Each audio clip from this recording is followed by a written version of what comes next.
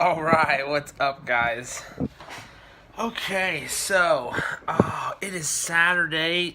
Is it January 19th? I think. Okay. Um, I was gonna wait to make another video, but I figured I might as well test out the microphone and camera on the iPhone 6s that I have because I haven't done that yet. Um, and I wanted to talk about something that I've been thinking about a lot lately. Which I don't know.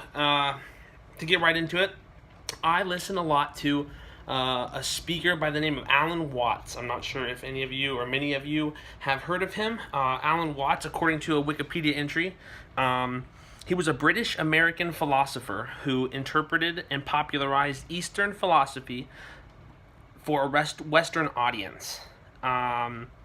So he really took a lot of Buddhist and Hindu beliefs and brought them to a Western audience here in America at the time.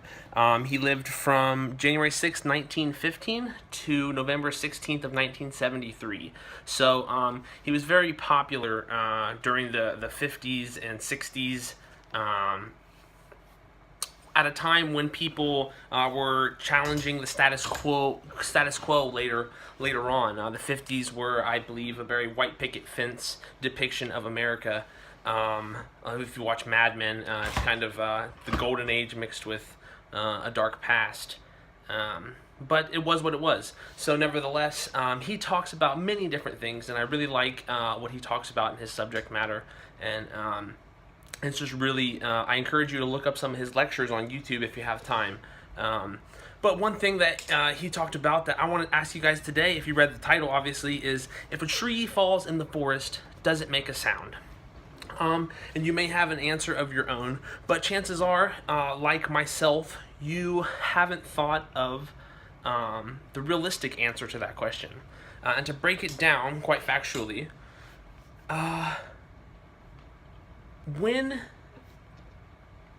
when a tree falls, when anything falls or moves, we have to break things down to a matter of space and energy and matter. So in that sense, when a tree falls in the forest and no one is around, what it's really doing when it falls is creating vibrations in the air. And those vibrations in the air cause the noise that is noise, right? So, if a lumberjack's cutting down a tree, they yell, "Timber!" The people around hear timber and they hear the tree fall, they watch it, they see it, they hear it, right? So the reason that they're able to hear it is because we are biological organisms that have an auditory nervous system. We have an eardrum. The only reason we can hear is because we have an eardrum. Other animals, all other animals, at least land animals. I don't know if animals in the sea can hear or not. That'd be an interesting Google question. But obviously, you call your dog's name, "Here, Fido," he comes. And other animals have auditory nervous systems and eardrums, and the way an eardrum works is, if I'm not mistaken, loosely translated, it bounces off the vibrations that, or it receives the vibrations that externally hit the eardrum, and that transfers to your brain and auditory nervous system. That creates your sensory feedback or sensory response to sound or noise. And it's amazing how quick the brain processes that external thought and voice. What's up, Breezy? Hey, man, I see you. What's good, bro? So that's just really cool to think about. The factual, actual answer to that question is it involves biological organisms having a sensory response. So we all interpret the external world through all of our senses. We see the world and our brain processes it. We hear the world, our brain processes it. We feel the world and touch the world and taste the world and smell the world. All of these things are biological evolutions that we have and we take for granted all the time. That's all it comes down to.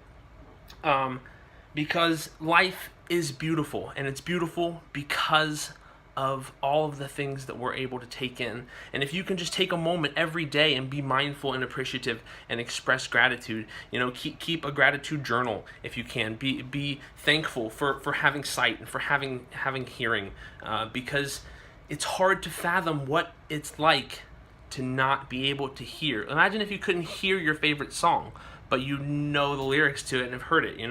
Being born deaf is one thing, but I can't imagine being robbed of my sight or of my hearing.